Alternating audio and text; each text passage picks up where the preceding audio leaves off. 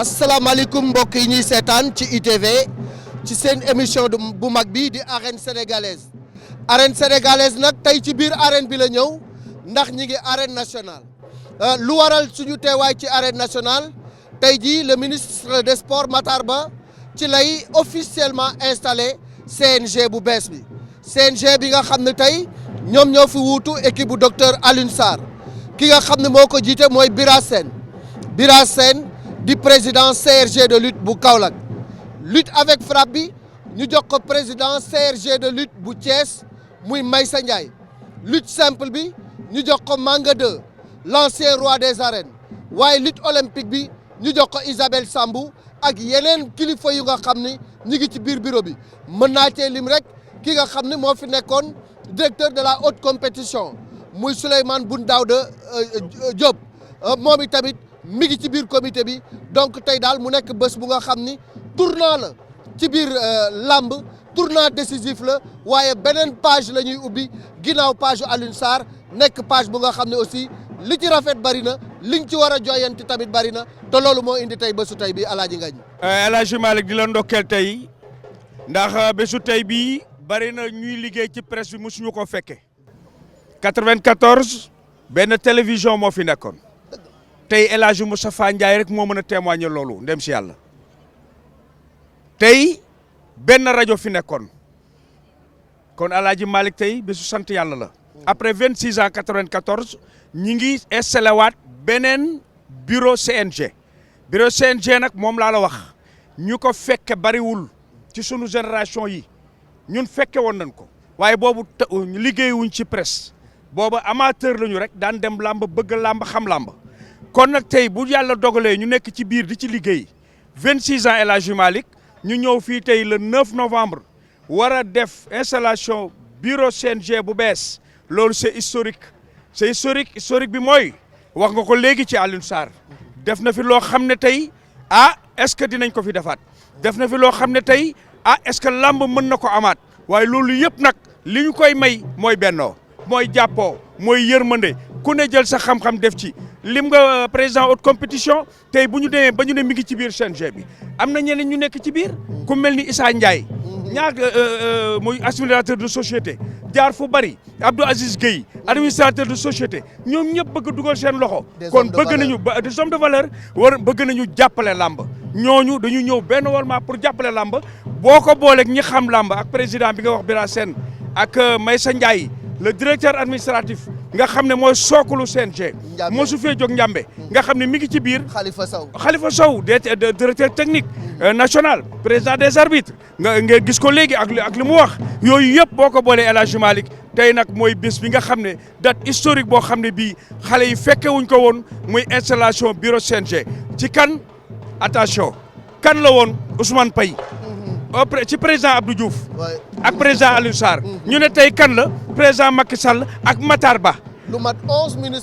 ministres des sports jaar fi fan lañ koy defee lu ñu mësul am fi remplacer arène sénégalaise fi remplacer arène Makhari Thiam fi remplacer arène Madoune Khoule fi remplacer arène Rambi Tukulóor fi remplacer arène di Foncé fi remplacer arène bi nga xam ne fa la ñu bëree woon drapeau AOF El Hadji Malick diggante Babacar Thiaw mu mag mi ak ki nga xam ne tey ki nga xam ne mooy Abdourahmane Ndiaye Falang te sunu maam Yaxya Diop tëggoon ko arène yooyu yëpp tey arène bii moo leen wallu tey moo tax tey ñu am arène nationale boo xam ne te Malick jàppal ne bureau CNG bi toxu na léegi fii la ne tey bu ñu leen sampee fii dootuñu fi jóge nañ Léopold Senghor léegi seen lépp fii la tey mooy mandargaal premier bureau CNG waaye bureau bi ñuy njëkk a inauguré tey fii la ci kanamu ministre des sports Matar Ba El Hadji Malick. Alaaji Ngañ rappel historique boobu dafa baax ndax 26 ans yàgg na yàggul waaye ci 26 ans lu ne xew na fi am na tey ñu nga xam ne liggéey nañu lu rëy ci làmb waaye fekke wuñu bis bi ñu war leen a rendre tamit un vibrant hommage ndaxte tey am na ay disparus ñu nga xam ne Jacques Diène ndem si yàlla si ku ko yeewoon référence la woon ci biir làmb am na tamit ñu bari ñu nga xam ne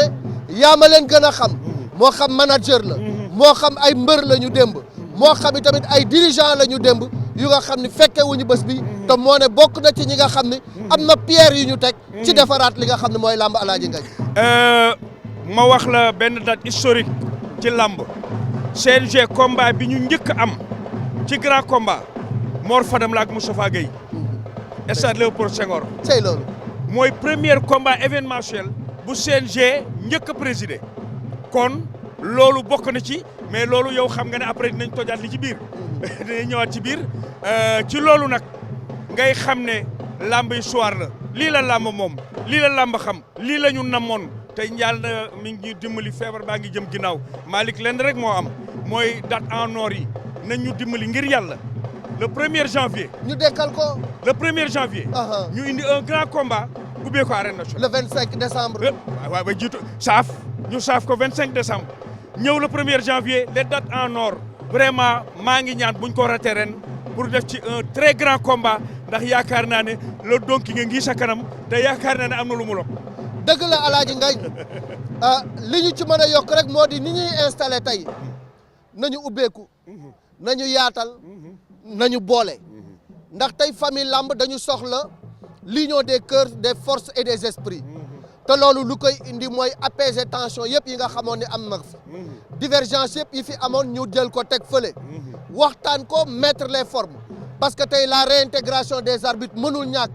ndax ñooñu ay élite lañu ci làmb ji la ñu bokk liggéey nañ ci lu am solo ñi nga xam ne ñooy lutteurs yi nekk en activité am na ay points de divergence loolu nañ ko càmbaraat waaye tamit nañu poser ay jalons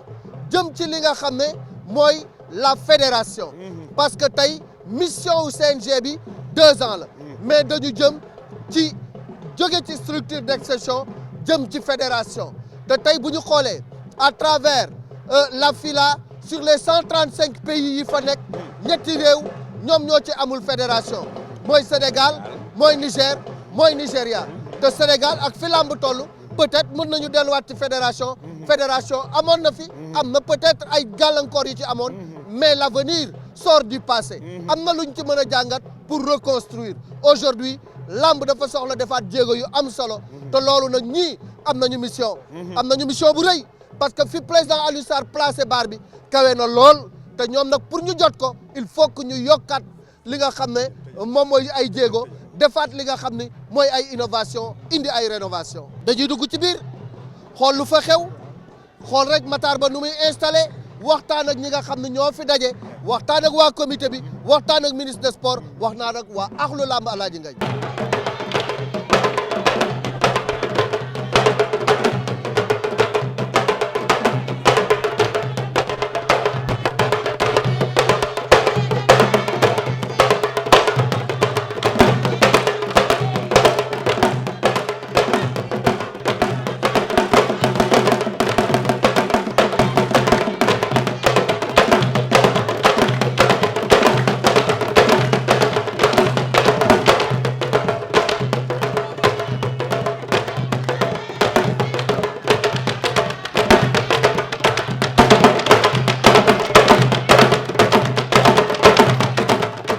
Le premier chantier que je vais vous demander de gérer, kenn du tabax ci ay ci jàmm la nit ñi di tabax. Je demanderai au président du CNG, à l'ensemble du CNG, de régler tous ces conflits et de réunir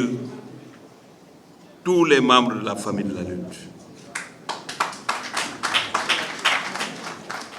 waxuma arbitre waxuma mbër waxuma kuñu ma ne jàmm boo koy lal liggéey boo koy lal da nga koy lal ci jàmm tey beneen époque la y a un CNG qui est parti le docteur Alioune Sarr que je félicite au passage, je l'avais déjà dit, il a fait sa mission et il l'a bien terminé et votre mission commence. Le contexte il est là, mais il faut avoir l'intelligence d'avancer parce que nag man yaakaar la am ci yéen ku ci ne xaw ma fu muy añee ak lu muy añee waaye dañ leen a càmbar déglu te lañ daan waxtaane lépp ci biir bureau bi kenn mos a toog ñu ne la lii lañ la bëgg a def soo amee ci ñi fi toog na ko wax ku ne dama waxtaan ak yow nga am ngoru ne jox naa la sama bopp foo ma teg te moo mën a jàpp ci làmb ji dana ko nangu ñu tànn leen yéen ci 17 millions de Sénégalais yaakaar nañu am ci yéen li ñu leen di ñaan rek ngeen xam ne défi la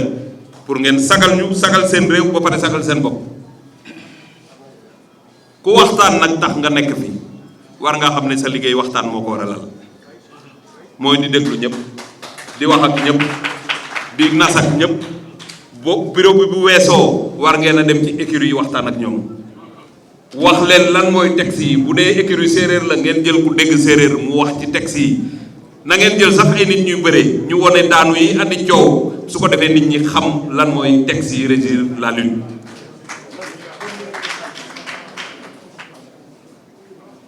lépp lu fi jafe-jafe encore une fois je veux que dans la semaine qui suit que tout soit réglé, qu'il n'y ait plus de difficultés, que toute la famille de la lutte soit réunie et réunifiée. Ça, il faut le faire et je sais que vous savez que ça fait partie des grandes missions qu'on vous a confiées. Je voudrais aussi que la lutte simple soit vulgarisée. Nos amis de Matam doivent être fiers de voir leur lutte développée au niveau local parce qu'elle est un peu différente de la lutte de chez moi à Fatick. C'est pourquoi le président, le roi des arènes Mangade a une lourde tâche parce que cette lutte a besoin d'être vulgarisée parce que day participer ci li dalal réew mi. La lutte olympique, on a en vue en 2026 les Jeux olympiques de la jeunesse. Ce serait une grave erreur que ñu yegg ba bés boobu te ñun mënuñu leen a woon dara ci lu jëm ci lutte olympique. moo tax ñu jël Isabelle Samb ma bëgg ngeen sargal ko mu nangul ñu ko it ñëw pour jàpp ci liggéey bi nar cee ànd ak ñoom doyen Kati Diop parce que am na ñu bëri ñoo xamante ne seen xel ak le directeur technique mën nañu li nga xamante mooy lutte olympique. il faut ñu xoolaat charte yi les textes yi il faut ñu xoolaat ko ba am ay textes yu ñu mën a yóbbu bu matee app bi jot organiser ko ñu mën a dem ci fédération. moo tax ñu jël l'ancien directeur de la haute compétition Souleymane Boun Daouda ñu jox ko loolu nga xamante ne dina ci ànd ak ñi mu war a àndal ñu càmbaral la ñu loolu xoolal ñu loolu. moom itamit moom la ñu jox li nga xamante ne mooy atte yeeg li ñu war a def ci làmb ji kooku amul mbër amul parparloo mënta am benn jafe-jafe. boo leen xoolee nag configuration bi ak conseillers yi personnes ressources yi ak ñi ci bokk yëpp da ngeen di xam ne nekkuñu fi di wut un président extraterrestre. dafa am jamono bi ñuy jox le président Alioune Sarr en 94 boobu làmb ji Khadim Samb wax na ko ñoom Gaston ñi ko fekkee xam nañu ko arbitre bi sax da doon yor jaas yi wala mu yor paaka parce que làmb ji mën naa yàqu saa su ne loolu lépp jeex na kon l'époque là il fallait cette rigueur il fallait ce visage il fallait cette démarche pour defaraat làmb ji tey nag dox na ba yegg si fii beneen jéego moo jëm jéego boobu nag management la waxtaan la ubbeeku la déglu ñëpp ku la woo nga jël ko ku fëgg sa buntu nga jël ko am nañu yor porte parole bi ku gàddu nag kàddu buñ la wax looyee ligne bi ba ngeen waxtaane ko ñii ñu ci yaakaar muy boobu muy Abdoulaye ñëpp d'accord nañ ne yàlla may na leen kàddu su waxtaan amee bañ wax rek nit ñi dinañ leen mën a dégg. je voudrais aussi que li nga xamante ne mooy jafe-jafe ñi nekk mooy borom caméra yeeg journalistes yi surtout la presse nga xam ne làmb da leen intéressé il faut que ngeen am des rencontres périodiques yuy tax bu ñu amee lu ñuy laaj ñu wax leen ñoom itamit nañ fexe ngeen ñeme leen mooy journaliste bu ñëwee fekk si la li ko war a laal yépp mooy information juste et vrai su ko defee loolu bu ñu ko doxalee rek heure bu ñu fëggee sa buntu rek di nga ubbi parce que nag kii ñëw laaj la pour luy defar war nga am cawarte wax ko pour mu defar C'est une maison de verre et il faut continuer à travailler de cette manière. mbër yi war nañoo nekk en sécurité te yéen la leen war a sécuriser mbër yi aussi war nañ jox dayo ñi nga xamante ne ñoom mooy seen administration jox leen cër bi ñu leen war a jox le promoteur doit être sécurisé par le CNG. promoteur dafa war a am sécurité buy dem ne day tëggi làmb te loolu yéen a ko war a inspirer pour que effectivement nit ñi mën a attirer les sponsors mais promoteurs yi mën a multiplier. Il est évident que le promoteur aussi war nañu xam kan mooy promoteur ak kan moo dul promoteur. Tout ça c'est du travail boo xamante da ngeen ko war a def parce que bu ngeen encadré wul la lutte Matar ba jóge fële rek parce que am na lu muy wut lu dul sax développé làmb ñëw na carax ci biir làmb ji la mu fay yàq mooy ëpp la mu fay defar donc war nañu xam qui est promoteur qui est manager war nañu ko xam les écuries war nañu mën a gën a encadrer li nga xamante ne mooy tënk écuries yi tënk école de lutte yi loolu yëpp war nañ ko xoolaat mais xoolaat bi yëpp mooy xalaat la ca gën waxtaane kook ña ca bopp ñëpp d'accord ca ñu doxal ko dafay yomb donc ça c'est un chantier extrêmement vaste boo xamante ne peut-être dans les 2 ans vous ne pourrez pas le faire mais quand même faites des pas qualitatifs pour que bu ñu yeggee ci évaluation ñu gis ne def ngeen jéego yu am solo. ñu lay remercier rek monsieur le ministre di remercier le président sortant Alioune Sarr ci jaloore ji mu fi def yëpp di souhaiter la bienvenue à Bira Sène le nouveau président ak équipe bi yëpp parce que du Birane rek équipe bi yëpp ñoo ànd promoteurs yi ngay gis yëpp nii ñu taxawee d'abord li ñuy jëkk a ñaan yàlla mooy promoteurs yëpp ànd nekk benn d'abord ñu juboo nekk benn lamb ji yëpp nekk benn parce que beneen ère la ñu dugg Pape Abdou Fall vice président la di promoteur bu baax def lu ne ci lamb ji Sidi Diakhaté nekk Thiès dafa def liggéey bu rëy Jéey di promoteur bu mag a mag a mag mook Aziz Ndiaye mii ak ñoom Fallou ñii ñëpp donc vraiment man li ma leen di invité rek ñun ñëpp ñu ànd nekk benn pour bañ la décevoir li ci gën a neex nag mooy monsieur le directeur de la Sénélec mon frère Bidey promoteur yaa ngi nii dama leen di xalamal de pour nga jàppale leen ñoom ñëpp nag parce que lamb ji sport Sénégal la Sénégal gépp ko bokk promoteurs yi il faut ngeen jàppale leen ca nga invité sa collègue directeur yëpp ñu jàpp ci parce que même le président Macky Sall va vous inviter que ñëpp jàpp ci lamb ji pour lamb ji jëm ci kanam période bi ñu jógee dafa metti muy Covid ci relance économique le président de la République woote donc am na loo xam ni dañ leen koy ñaan ngeen def ko yow nag joxe nga exemple boo tey xam ni tey ñu ngi la ciy sant bu baax Bira rek indiwu la fi kaw la nga jógee mais yow nitu Sénégal yëpp nga nitu Sénégal yëpp nga ñu lay invité dina yóbbante ci sa collègue yëpp ñu jàppale lamb ji jàppale ministre bi jàppale ñëpp donc mes collègues promoteurs là na ngeen leen ñaanal yàlla caw ñi nga xam ni dañuy boole ñu bàyyi di ñu boole parce que kenn mënatunoo boole. di gërëm bu baax it nag ñi nga xam ni ñoo fi jógee muy équipe bu Alioune Sarr bi yàqunu fi dara li ñu leen di wax yëpp mooy dañ fee yàgg ñun nag yàlla nañ fi yàgg ñun fi yàggee ñoom yàlla nañu dund gu yàgg ndax ñun fi yàggee ñoom mënuñu ko fee yàggee ci biir CNG mais nag ñu yàgg ci àddina bi ñoom it yàlla may leen fan wu gudd ñu nekk ci seen wetu njaboot kenn merewu leen. monsieur le ministre ñu ngi nuyu tey képp koo xam ne tey bokk na si akulu làmb surtout amateurs yi monsieur le ministre amateurs yi ñu ngi lay gërëm di la sant ndaxte yaa ubbi sa bopp jox ko waa làmb tamit jox la seen bopp mënoon nga fi nekk ministre doo recevoir kenn xelu kenn doyu la kon tey ñu ngi lay gërëm di la sant ak promoteurs yi nga xam ne tey ñoom ñooy bailleur fond làmb di jël seen alal di ko def si làmb ñu ngi leen di gërëm di leen sant ak tey képp koo xam ne tey journaliste la teew fi ñu ngi lay gërëm di la sant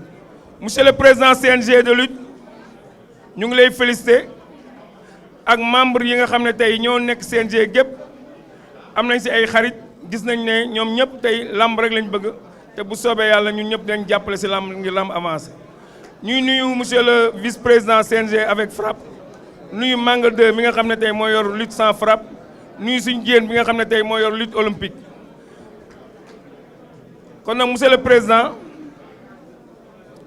ñun làmb rek lañ bëgg te tey ku fi teew xam nga ne ñun làmb rek lañ bëgg comme ni ko ministre waxee léegi soxla yu bëri am na fi mais ñëpp dañ ko bàyyi ngir bés bi tey li ministre wax nag mooy wax ji rek nañ ànd ñu ñëpp nekk benn nga ubbeeku ñu ubbeeku ànd liggéey ak làmb wasalaam. sama teewaay fii tey dafa am lu ko animé muy Bira Sène mi toog ñu ko wax Ibrahima Sène enseignant de formation un produit de l'école normale qui a formaté des consciences. Bira Sène a formé aujourd'hui des citoyens qui sont devenus des gouverneurs, des préfets, des techniciens, des ingénieurs, des capitaines dans l'armée, des gradés dans la gendarmerie, dans la police et un peu partout.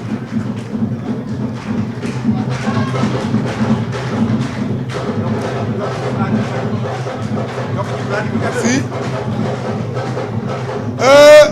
Monsieur Gaston Mbengue nee na ma yokk ci planificateur ma ne ko maa ngi ñëw. Bira Sène fait partie des planificateurs de l'éducation et de la formation man mi ngi taxaw di wax ak yéen Bira Sène moo ma formé en planification et c'est le président de l'amicale de tous les planificateurs du Sénégal muy quelqu'un boo xam ne au niveau du ministère de l'éducation nationale Bira Sène est très bien respecté. Damay reprendre ces mots. Bira a l'habitude de nous dire que chaque personne doit améliorer ses conditions d'existence pour faciliter le passage des générations futures. Bira ñi mu formé tey ñu nekk ay kilifa maa ci gën a tuuti et je suis ingénieur 2 fois je suis ingénieur en informatique je suis ingénieur en génie civil tey ci ay loxo Bira Sène laa jaar. kon Bira ministre bi mu lay installé ne la Bira vous avez un grand chantier c'est l'apaisement du climat dans la lutte. Bira, vous connaissant de votre détermination, de votre engagement, l'amour de la patrie, je sais que vous êtes capable d'apaiser le climat qui se trouve aujourd'hui au niveau de la lutte. Yàlla la yàlla defal jàmm. li tax nu jël kàddu gi nag ñun ñii fi daje di le monde de la lutte dañu war wax alhamdulillahi rabbil alamin bi nu yàlla joxe ministre boo xam ni xam na li ñu ko jox te bëgg na ñun ñëpp nu am ndam di le monde de la lutte monsieur le ministre noo ngi lay nuyu ci turu président CRG yi président CRG yi Bira mii nga tànn depuis 10 ans moom mooy le président des présidents des CRG national moom lu CNG daan wax ci moom lay jaar ñëw ci ñun ci président CRG yi kon soo ko tànnee fekk na ñun CRG yi nu tànn ko ba pare di ko ñaanal yàlla mission bi Bira yàlla na ko yàlla ci yàlla jàpp waaye nag ku wax dëgg xam ne ñun suñu taxawee fii làmb tey man am mbooloo mii ki ko jiite woon yàqu ko kooku mooy le président Alioune Sarr bokk ci intellectuels yi jëkk dugg ci làmb ji ànd ak ñun dinu jàppale ba tey jii le monde de la lutte nu mën daje wax ji mënul gudd ndax jotaay bi dafa yàgg waaye nanu xam ni am na koo xam ni war nañ ko rendre hommage parce que nit ku baax la jëlee na lamb ji fu sore suk intellectuel yi ñemee lamb ji c'est grâce à lui c'est le président Alioune Sarr. monsieur le ministre jërëjëf ndax ku ci ne jox nga ko cëram yal na yàlla mottali di nuyu nag le président Alioune Sarr mi nga xam ne amul sikk ndax nit dafa yàgg ci li muy def non loolu du sikk président Alioune Sarr ku baax la équipe bi mu fi tegit nag xëy na am na ñu leen xamul waaye ñun xam nañ leen ñun ñuy dund làmb te it xalaatoon naa ne même changement bu dee am du bëri ndax ni saison bi tëjee woon pleine saison ñu arrêté ko am ay combat yu ñu régulariser mu officiel mbas mi dal suñu kaw xalaatuma woon ñu indi fi ay gan kon dañuy delluwaat à zéro mais li am solo mooy même buñ jëlee ko am compétence te jàppale wuñu la doo dem kon jël ko amul compétence sax te jàppale ko moo gën rawatina bin falee ñu xam li may ñaan waa làmb yëpp mooy ñi nekk ci seen ginnaaw jàppale leen même buñ ko deful ngir ñoom def ko ndax suñu njaboot yi ñuy jiite di ay mbër ba pare di dund làmb beneen bi ñu war leen a jàppale ndax promoteurs yi nga xam ne ay privé la ñu yëkkati seen alal joxe mbas mi dal ci seen kaw ñu amaat gëm yàlla investir te dimanche boo toog bëree woo ko yaa ngi perte ndax at yi du la fi xaar doole ji du la fi xaar làmb problème mu temps la kon ñu ngi leen di ñaanal ngeen réussir mission bi mais li may wax njabootu làmb yëpp nañ ne ci seen ginnaaw jàppale leen budul ngir ñoom sax mais ñu def ko ngir suñu njaboot yi ñu jiite monsieur le ministre jërëjëf damay dellu siwaat ci yow ndax yow ku ne jox nga ko cëram yàlla na yàlla mottali jërë ngeen jëf. ñi fi teew yëpp ku ci nekk maa ngi lay nuyu si tur ak sant di la gërëm ci sa teewaay di sant monsieur le ministre Matar Ba mi nga xam ne wax dëgg yàlla instant bi ñu nekk nii fa mu jóge dafa sori ndaxte dafa nekkoon di def ay consultation di liggéey ba conclusion yam mujj a téye mu ne man Bira Sène laa gis pour ma dénk ko làmb bi ca foofa ma ne xam naa kii daf ma bëgg a relancer ci sama militance sportive bi nga xam ne def naa ko depuis 40 ans ñeent fukki at ma wax ne également lettre de mission bi mu jox léegi comité national de gestion de la lutte en commençant par le bureau dara ko xool moo ko gën kaa comprendre def ci ay programme ci biir mandat bi nga xam ne moom la ñu jox ndaxte diggante ki la dénk ki ñi dénk ak ka la dénk la fa nekk amul frontière loolee fii ñu nekk ni aussi ci arène nationale bi li tax mu defee ko fi gëm naa ne du hasard mais symbole bu mag a mag la li mu def nii dafay wane ne ñu ngi suñ milieu naturel et que ñu gërëm sant monsieur le président de la république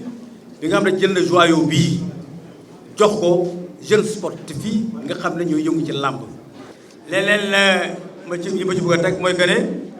ma profité ci instant bi ci toogaay bi taxawaay bi yàgg na naam mais ñoo ngi dellu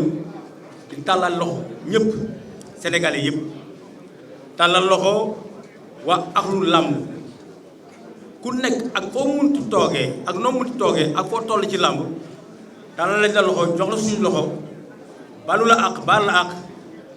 invité la nga ñëw pour ñu bokk liggéey bii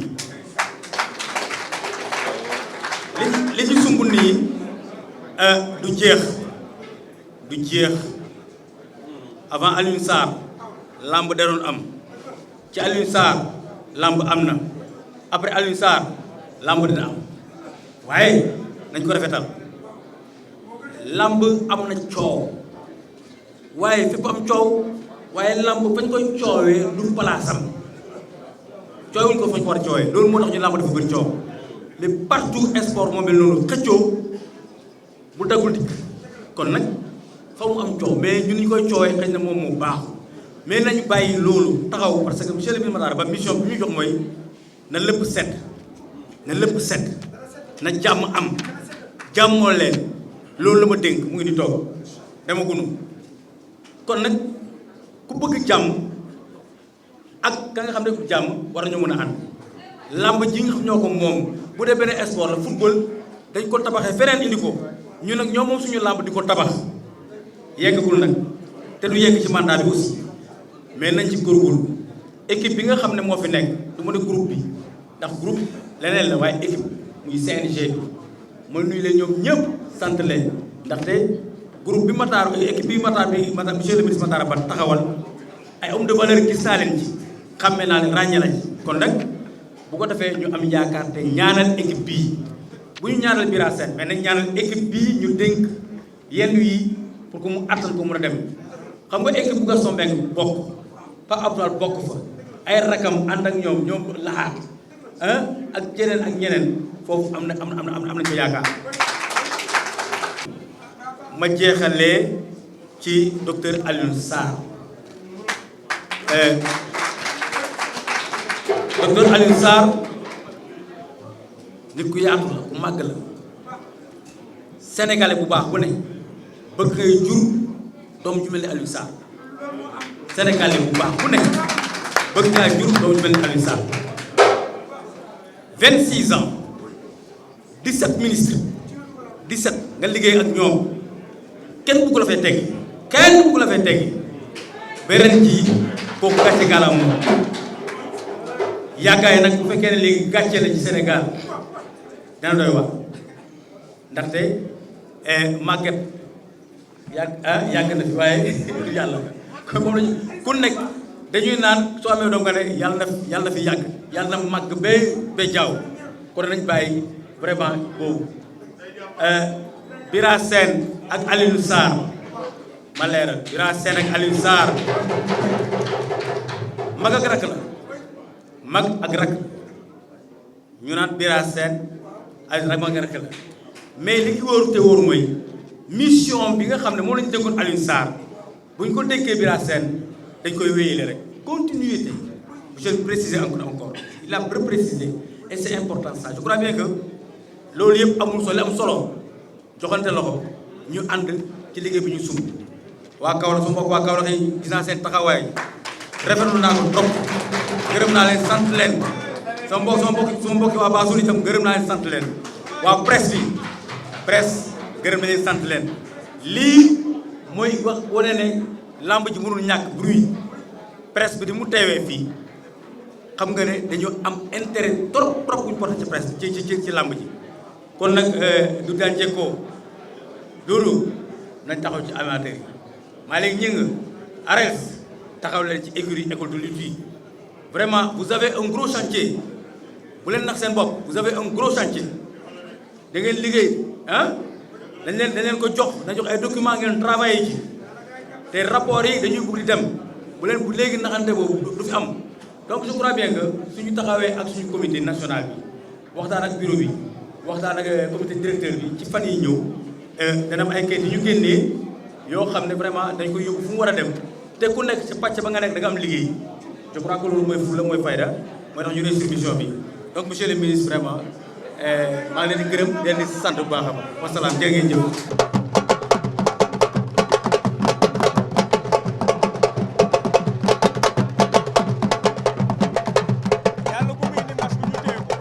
Isabelle ñi ngi lay nuyu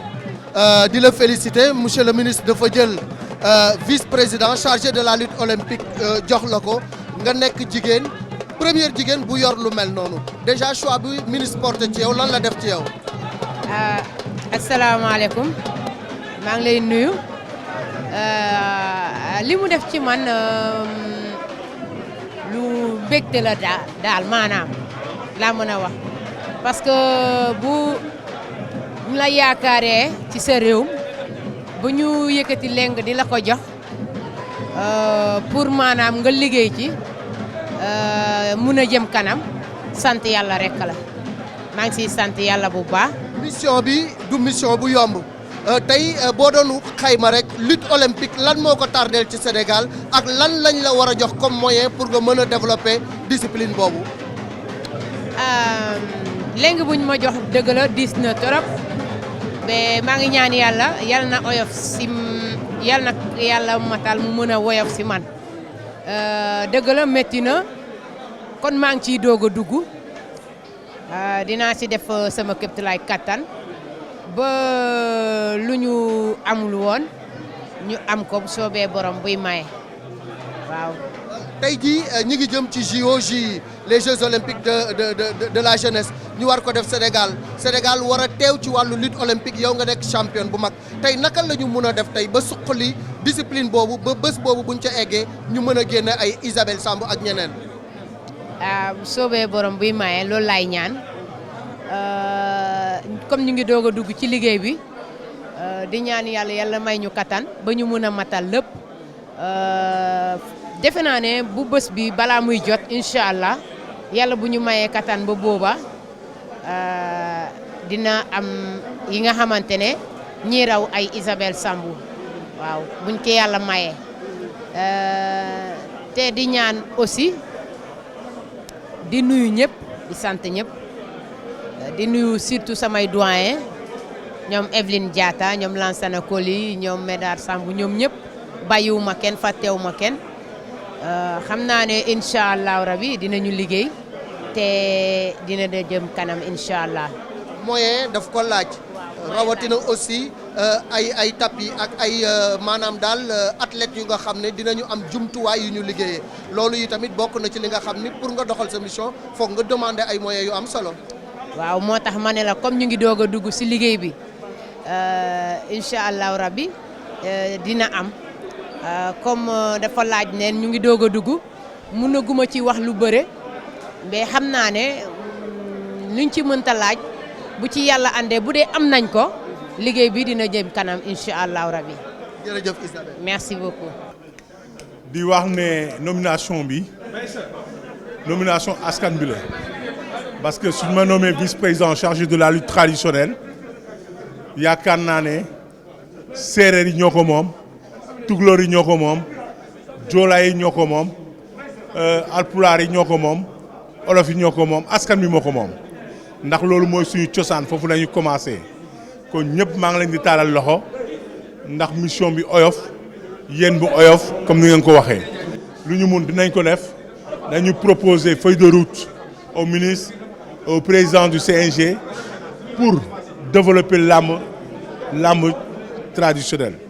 làmb traditionnel cosaan bi aussi culture bi aussi dañ ko indiwaat mu gën a rafet donc suñu jógee lii ba joxe suñu feuille de route ba le président du CNG d'accord ci le ministre d'accord ci dinañu dem ci région bu mu mun a nekk dañ fa dem xool comité local yi waxtaan ak ñoom donc prise ouverture boobu làmb ko commencé ñu nekk fii nag Dakar ci lutte traditionnelle bi ñëpp dinaa leen woo benn jour ñoom ñu toog waxtaan ku am tàllal leen loxo ku am lu mu rafet xalaat bu rafet bu mu am ku am gis-gis bu mu am ku am loo xam ne lii suñ ko génnee dina baax ñoom ñëpp ñu indi ko kon la presse ñu ngi leen di gërëm di leen sant ngañ yaakaar naa ne ngañ làmb la donc lu bëri xam nañ ko ci lutte traditionnelle yóbbu laa leen fii ci lutte traditionnelle bon am ngeen contribution li ngeen mun a indi jàppale mi ci yéen. lutte traditionnelle gis nañu jël na envol bu am solo Sénégal nan ngay def pour développer ko nag mu wër région yi ba nga xam ne week-end bu ne fu ne dina tëgg lutte traditionnelle. waaw loolu yomb na xam nga mun nañu wax ne heure bi la dëkk bi nekk bu ñu góobee dugub bi di dem ci dëkk ak dëkk di bëre donc loolu prise de contact yooyu laa jël ak communauté locale yi parce que fu nekk dafa am communauté locale gis CRG yi waxtaan ak moom waxtaan ak ñoom ànd ak ñoom jàppale leen ci loolu. nga may ma wax o fogole séeréer tuuti o fogole séeréer mi manga de na jetaya fa nun leyanu ne a jega a tukara i njeg na to a tukara i njog na a tok nuno na o leyanga njom séeréer njom sempal o ley séeréer kon nag nuno we na mbuɗa Adrien Senghor fopet nuno we na ndefa Adrien Senghor we ndefen ma a ngatidan tokka fopet talala mun a ɓay ino fopet i ndef leŋ ino fopet i mbagu njar na i njogo ndam ke i yéene njoko njar o fogole séeréer. waaw di sant yàlla bu baax bi ñu kilifa gi woowee bébét yim amoon yëpp daal di ñu koy fësal tey jox ñu lengay à partir de tey pour ñu jëmale làmb ci kanam waaye xel dal na parce que boo ñëwee ci cérémonie bu mel nii ministre ni la lépp luy dëng-dëng lépp luy réeroo lépp luy féewaloo yu amoon ci biir làmb ji dama bëgg ngeen dajale ko def ko mission principale avant ñuy jug ay misaal jug yu mel noonu donc sa xel mën na dal ñuy ñaan yàlla rek mu gën ñoo kàttanal gën ñoo dooleel ba mission bii ñu dénk réew mi dénkuñu ko ñu mën ko eggale à terme. bëri dóor bi boo xoolee Sénégal ñëpp a ko bàyyi xel Sénégal gépp lay wax lan mooy sa première ambition pour gën a développer la lutte avec frappe mu propager au niveau du Sénégal. bon première ambition bi daal mooy insister surtout sur le volet officialisation ak information defe naa looloo gën a tàddeel làmb ji Sénégal bëri na ñuy tourner autour de la lutte yoo xam ni vraiment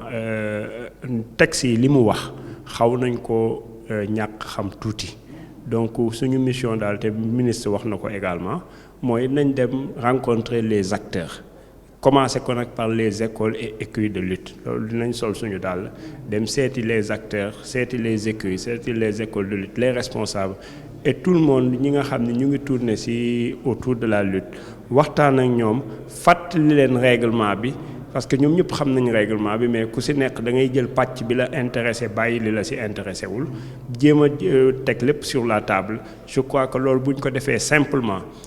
lamb ji dina gën a amaat benn cachet parce que déjà lamb ji mu ngi fi mu nekk donc dañuy demander rek pour ñu yëkkatiwaat niveau bi tuuti et loolu ça passe par ça. Concentré au niveau de Dakar de trop ban politique ngay jël pour déconcentrer ko. waaw maa ngi fàttaliku mos naa ko wax sama président ndeysaan président Alioune Sarr docteur ni que docteur suñu rêve bi gën a profond mooy daal ñun région yi ñu gën a sentir suñu bopp ci biir làmb ji ba amoon na ay chantier même yoo xam ni taxawaloon nañ ko pour décentraliser lutte avec frappe au niveau des régions ànd seeg les promoteurs ànd seeg ñëpp ñi nga xam ne ñu ngi tourner ci làmb bi maintenant que ñu dénk ñu yan boobu defe naa loolu ñu mébatoon ñu ànd seeg le président Bira ànd seeg toute l'équipe du CNG war nañ ko mën a doxal ba décentraliser les activités fi ñuy dégg làmb yu mag yi à Mbour à Dakar di ko dégg dans les régions que ça soit Thiès Kaolack Fatick et cetera et cetera. tey ngeen am relation ak seeni partenaire muy président CRG yi ngeen bokkoon ca doon président CRG léegi ngeen ñëw au niveau national lan mooy politique bi seen diggante def naa yàgg ngeen ànd. waaw xam nga tey dafay neex trop ñun ñu wax ci turu CRG yi parce que lu ñu dund la li xew Thiès kenn du ma ko nettali ndax dund naa ko li xew Kaolack kenn du ko nettali Bira ndax dund na ko ainsi de suite ainsi de suite donc loolu defe naa ministre bi mu defee choix bu mel noonu choix du ko gën a rafet choix du ko gën a sell ñun tey am nañ possibilité sans jot rapport am nañ possibilité sans dem sur le terrain xam exactement région de Thiès lan lay dund xam exactement Kaolack lan lay dund xam exactement Diourbel lan lay dund parce que fa lañ nekkoon kaak ñoom di weccoo xalaat ak ñoom ba xam exactement li ñuy dund kon defe naa li des rek mooy jël vécu boobu yëpp ñu amoon dajale ko def ko ci benn ndab pour mën ko liggéey milieu bi daal di leen wax ni ñu ngi leen di tàllal seen loxo mbir mi yombul parce que bu ñu la nee yow yaa succédé le président Alioune Sarr ak son équipe nga xam li fi président Alioune Sarr def pendant 26 ans forcément liggéey bi dina diis yan bi dina diis mais mënatul diis dans la mesure où si on demande la solidarité de tout le monde ñu demander compréhension tout le monde demander accompagnement ak appui de tout le monde je crois que yan bi dina oyof trop. voilà Gaston Mbengue li tax ñu koy jël dafa fekk bu njëkk bi 26 ans mu fekke waat bi di doyen promoteur yi fekke Alioune Sarr fekke Bira Sène date historique yooyu boo koy xalaat lan ngay njëkk wax d'abord bu nuyoo ba pare. jërëjëf Ngagne li may njëkk a xalaat d'abord mooy sant yàlla bu baax a baax moom mi nga xam ni moo ma fi bàyyi depuis 26 ans ma fekkee ñaar yëpp et di ko gërëm bu baax a baax di ñaan yàlla aussi mu bàyyiwaat na fi lu yàgg ak wér gu yaram ak lépp loo xam ne rek mi ngi jëm ci réew mi rek yàlla def ci réussite waaw làmb ji moom bari na coow bari na wax bari na lépp mais jàmm rek la ndax sunu cosaan la sunu lépp la sunu bëgg-bëgg la li may ñaan rek kay mooy ñi ko composé ñëpp ak ñan cay fekk ak ñenu jiite ak ñi jiite ñëpp fexe ba nekk benn loolu nag ndimbalu yàlla la laaj yàlla na ci yàlla dimbali ñëpp nekk benn vraiment d'abord di gërëm le président Alioune Sarr ci li mu fi def lépp neexu la def mais ku yàlla jàppale rek mën ngaa def sax lu ko raw ndax jàppale yàlla rek fi nekk kenn mënul dara ni yàlla jàppale Alioune Sarr yàlla na ko yàlla jàppale Bira yàggaay bi moom xam naa ne du mën a am 26 ans moom du yombul mais ak lu mu fi mën a nekk rek su dee benn mandat ñaari mandat ñetti mandat yàlla jàppale ko ba nga xam ne li Sénégal li autorités yi li président Macky Sall li ministre Abdoulaye li ministre Matar Diop ma tëggal may wax Matar Ba nga xam ni mooy ministre bi nga xam ni tey ñu tuddee ko ministre làmb li mu def ci làmb tey moom itam depuis 6 ans vraiment wane na ni nitu sport la te it mérité na confiance bi ko Macky Sall jox ce n'est pour rien que le président Macky Sall renouvelé ko après plus de 6 ans ñun ñi nga xam ne dañ ko doon ñaanal yàlla sax mu am beneen ministère de souveraineté wala bu gën a màgg bi sax mais yore sport bi dafa yombul xam naa ne loolu tax le président Macky Sall renouvelé waat ko confiance am donc ñu koy ñaanal rek nii mu taxawoo làmb ji yàlla taxawoo ko ñuy ñaan ñun ñëpp daal di leen ñaanal it yéen waa presse bi li ngeen di jàppee làmb ñëpp xam nañu ko su dul woon yéen a làmb dox fii Gaston mën na fee def lu ne Alioune Sarr mën na fee def lu ne mais su dul woon yéen a kenn duñu xam sax xëy na kenn duñu dégg kenn du gis li ñuy def donc ñu ngi leen di gërëm bu baax a baax. Ndeye Ndiaye Tyson bokk ci bureau bi parce que loolu vraiment ñun ñëpp dañ ko souhaité nekkoon promoteur avant promoteur mi ngi ci mbappat yi jaar foofu bi mu ñëwee dugg nag ci li nga xam ne mooy làmb tëgg fi ay combat ànd ca góor ñi musul tàyyi musul ñaar ndimbal ci dooleem la koy defee tey mu dem bu dugg ci biir bureau CNG bi lan ngay wax tey en tant que jigéen doon promoteur ba léegi bokk ci membre CNG. waaw El Hadj maa ngi lay ziyaare bu baax jaaj naar di am kontaante ak mbégte bu baax a baax ci micro bi ma tàll ndax bokk nga si ñi ma daral baax kon dama lay gërëm yow tamit bu baax comme ni ma koy gërëmee ñi mel ni yow di ñaanal suñu président Alioune Sarr nekk suñu mag nekk suñu nijaay accompagner ñu ba ñu egsi fii xam nga si dara kon ñu ngi koy ñaanal taxawaayam rafet na ba ni mu fi jógee di ñaanal nag ministre des sports monsieur Matar Ba ci taxawaayam bu rafet ak yaatalam ndax dafa yaatal làmb ji xool ñi bokk ci làmb ji mu boole leen ci làmb ji kon ñu ngi ko ciy gërëm bu baax a baax di ñaanal nag président bu bees bi di Birane Sène di ko wax ni ñu ngi koy ñaanal bu baax a baax yen bi nga xam ni dañ ko yen yàlla na oyof toy ak équipe bi mu ci àndal hélas xanaa kontaan rek ndax man chaque jour damay wax naan su ma santee yàlla julli ci Seydina Muhammad dama leen di sant yéen ñi nekk sama ay càmmi nekk ci làmb ji yéen a ma jàppale yéen a ma dooleel yéen a ma kàttanal ba ma mënul dara ba tey te mosoo leen a teggi seen loxo ci man kon tey su ma demee ba dugg bureau CNG ginnaaw yàlla ak yonent bi samay waajur yéen laa ciy gërëm seen taxawaay bu rafet Ndeye Ndiaye bu taxawee di wax Ndeye Ndiaye Tyson mais ñi nekk ci ginnaaw Ndeye Ndiaye Tyson ba muy député doon xale ba egsi fii yéen la xanaa ni ngeen ma yare ma taamu ko def ndax yéen a ma ko yare mooy boole ak nangoo liggéey te xam ne nag liggéey dafa jot ndax làmb ji dafa am njariñ boo xam ni dafa war a yaatu ndax gis nga lii am tey ci mbënd mi bi làmb ji taxawee mën naa ne ci la genn wàll gi génn ndax bi làmb di dox chaque dimanche boo taxawee ci tefes yi dem ci écrit yi xale yi ku nekk mu ngi yaakaar ni man suba damay doon millionnaire ndax làmb ji mais bi Covid bi amee ñëpp amatuñu yaakaar moo waral mbënn mi kon may lancer appel président de la république ni ko làmb ji jàppale ñu nga dooleel ñu ndax làmb ji am na njariñ te am na ay xale yu bëree yoo xam ni fekk làmb jaa ngi dox seen yaakaar yëpp fii ci réew mi lañ koy def ndax ñu ngi am yaakaar ni suba dinañ am lu ñu teralee seen waajur dañ am lu ñu yore seen ay njaboot dinañ doon dara kon may lancer appel làmb ji am na doole làmb ji am na njariñ ndax suñu sport national la te xale yi gëm nañ ko bëgg nañ ko président boo ñu jàppalee équipe bi nga xam ne moo nekk fii tey jii yaakaar naa ne mbënd mi dina jeex tàq kon ñu ngi leen di tàllal loxo di wax ni équipe bu bees bi daal ñu ngi tàllal loxo képp koo xam ni doomu réew mi ak ki nekk bitim réew ndax làmb moom la ñu am kon na ci ñëpp jàpp pour làmb ji dem ci kanam ndax équipe la ñu wax équipe nag mooy mbooloo waaw kenn mënul te lu ñaar mën nag ñett ko dàq kon ñuy lancer appel rek di wax équipe bu bees bi daal yal na leen yàlla jàppale te ñu xam ne ku nekk poste bi nga nekk ak bi sa morom nekk yëpp benn la fépp foo xam ne boo fa jógee dox ko rek làmb ji dina dem ci kanam rek nga jóg dox ko loolu laay wax équipe bu bees bi. Alaaji Ngagne egsi nañu ci cëppaandawu émission bi tey arène sénégalaise ci arène nationale lañ ko tourné ci cérémonie bu nga xam ni cérémonie bu mag la muy installation officielle bu CNG bu bees bi monsieur le ministre présidé ko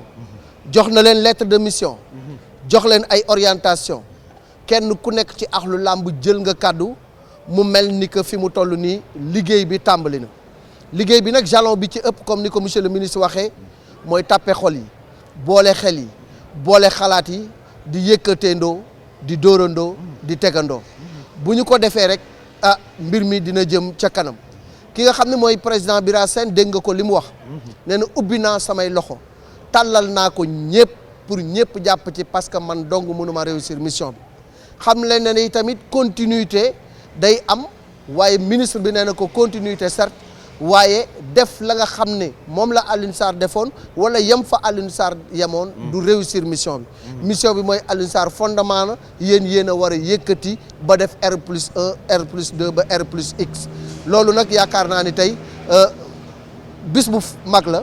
ci làmb jalon bu mag posé nañ ko li ci des nag mooy jublu ci liggéey bi ci biir discours ministre bi tamit ku ne xam na ni Covid bi impacté na làmb ji am na enveloppe bu nga xam ne force Covid jox na ko ministre dina ko jox waa axlu làmb ñu xool nu ñuy def ba structure yi nekk ci biir làmb ñu jàppale leen kon yaakaar naa ne bés tey bi am na solo Alaaji Ngañ dugg nga ci ruq yi dugg nga ci ruqaat yi li nga xam ne mooy cérémonie officielle bi couvrir nañ ko waaye ci biir coulisses yi ñëpp ñi ci war a wax loo nga leen tubarkalla El Hadji Malick kontaan sant yàlla bu baax fii ñu koy waxee muy arène nationale 99 ñu ciy daw président Abdoulaye da ñëw président Abdou Diouf dem président Abdoulaye da ñëw président Macky Sall fexe ba réaliser ko kon defe naa ne bàyyi na xel làmb bàyyi na xel xam na doole làmb nu mu am ci Sénégal tey fii la ñu samp première de kii bu bees bi CNG bu bees bi te bureau fii lay nekk CNG bu bees bi retiendra dootul génn fii kon jóge nañu Léopold Senghor tàggoo nañu ak stade yi léegi ñu ngi ci arène yi kon ñoom jox nañ leen mission bi wax nga dëgg parce que mission bi bu fekkee ne fi président Alioune Sarr bala dañuy ñëw pour def lu mu daan def déedéet dañu bëgg loo xam ne day dollu ko parce que laaju ñu leen fondement laaju leen première pierre dañ leen wax ne yëkki leen mu dem doon gratte-ciel làmb jariñoo ko ñoom nag ñi ne ci biir ñëpp xam nga président Bira day koo xam ne kii ku yàgg la 2004 lañ ko fal ci CRG bi mooy doyen bi ci des encore ci jaar-jaaram ci wàllu enseignement jaar-jaaram ci mouvement nawetaan te yow xam nga moom da boobu lu ne ngay xam kon defe naa ne jox nañ ko ku ko xam ki ko xam nag ak ñiñ ko booleel buñ leen jàppalee ak li xew ci salle bi ñu joxante loxo ku amaloon sa morom bàyyi ko te xam ne problème u heure bi mooy fexe ba làmb tegu fi mu war a tegu kooku Malick tey xool sedd na li ci nekk kay mooy date historique le 24 mars 94 ak tey ji nga xam ne mooy le 9 novembre 2020 muy date historique boo xam ne bii dañuy redémarrer la lutte kon am na solo vraiment muy li ñu wax ci salle bi yëpp wax nga ko ñi war a wax nañu ñi war a def nañu intervention waaye tamit nii rek la mënoon demee ak groupe immédiat ak ni nga xam ne foofu la ñu toll ci làmb ak direction générale bi aussi moyens yi ñu jox pour ñu taxawu làmb ak ni ñu làmb jàppee yow xam nga ko xam naa acteuru làmb yi fi ñu teg ndax liggéey nañ ci làmb liggéey yoo xam ne ànd ko presse Sénégal gépp kon fii ñu ko yóbbu dañ ko bëgg ko yóbbuwaat ba mu gën a jëm ca kanam te it wax nga ko dinañ dédommager ñi nga xam ne bi Covid bi am dañu arrêté seen programme te ñu jàppoon date te joxe avance au niveau du CNG muy leer promoteur yi nga xam ne joxoon nañ fa avance te war a yeggali combat président de la république ne nañ fi arrêté lépp kooku président damp na leen dina leen ko dampe jaare ko ci CNG bi kon loolu na leer li ci des sax mooy jéem a xool kañ la ñuy démarrer di ñaan yàlla feebar bi gën a dellu ginnaaw ndax làmb na mën nañ ko ndax fu mel nii El Hadji Malick ñu am ko tey xoolal l'histoire dina ko wax mooy lan ban premier grand combat la ñuy njëkk a bëri fii combat événementiel ban la kumpa la te xam nga date en or yi xam nga sànq yaa ma koy rappelé le 25 décembre le 1er janvier dañ ko daan am ay combat touristes yi di ñëw Sénégal te it beneen affaire am na aussi ministre bi lëkkale na jox na mission président CNG mu dem seeti ministère du tourisme ak ministère de la culture pour ñu gën a jaay la lutte mission boobu nag laa defe ne ci la war a gën a taxaw ak tamit assainir écuries yi ñooy ñan dem seeti leen wax leen kii bi daf ay mission ku mel ni yow tey man tey boo ma waxee dama naan jëlal càndum mu visiter 4 écuries bu demee def fa waxtaan indi fa ay leeral Alaaji Ngañ demal jël 4 écuries El Hadji Bekkaay jël 4 écuries ngeen expliquer ngeen ànd ak CNG bi accompagner leen te it ubbi nañ sunu bunt pour accompagner leen au niveau des écuries pour gën a joxe information El Hadji Malick jërëjëf Alaaji Ngañ jërëjëf également équipe bi nga xam ne ñoom ñoo ñu accompagner wax nga ko direction générale comprendre nañu importance su bés bi. te it ba nga leen ko waxee teguñu ci baat dañu déployer de grands moyens pour ñu mën a def couverture bu yaatu Babacar ñu ngi koy gërëm di gërëm Sele di gërëm Ibamar ndaxte liggéey bu mel nii tey équipe moo ko mën a def. logiciel bi tamit ñi ngi leen di gërëm. oto bi ñi nga xam ne ñoo ko dawal. la logistique ñoom ñëpp ñi nga xam ne jàpp nañ ci. ñi ngi leen di sant di leen gërëm. di gërëm tamit Thioune le monteur ndaxte lii yëpp mooy wane ni rek groupe E-Media li leen tax a jóg mooy li neex askan wi te ku nekk xam na ne làmb ni ko monsieur le ministre waxee mooy suñu aada mooy suñu cosaan jëggaani wuñ ko dañ ko war a valoriser te dimension bi nga xam ne moom lañ ko war a jox tey mooy dimension culturelle am ñu rehaussé ko dimension touristique am ñu rehaussé ko. dimension sportive am ñu rehaussé ko te loolu ñëpp ñoo ci war a jàpp kon nag nañu jàppale Bira ak équipe am ngir ñu réussir seen mission te bàyyi jugement de valeur yi. bàyyi jugement a priori. li nga xam ne moom lañ leen di laaj mooy bis bu ñu eggee ca bilan ba. ndax lañ leen sasoon def nañ ko wala defuñu ko bu boobaa wax dina jot waaye fi mu nekk nii gunge leen ñu réussir mission bi mooy sa mission mooy sama mission. mooy sa mission yow mi ñu seetaan jaa ngeen jëf ba altine incha allah ci beneen émission arène sénégalaise.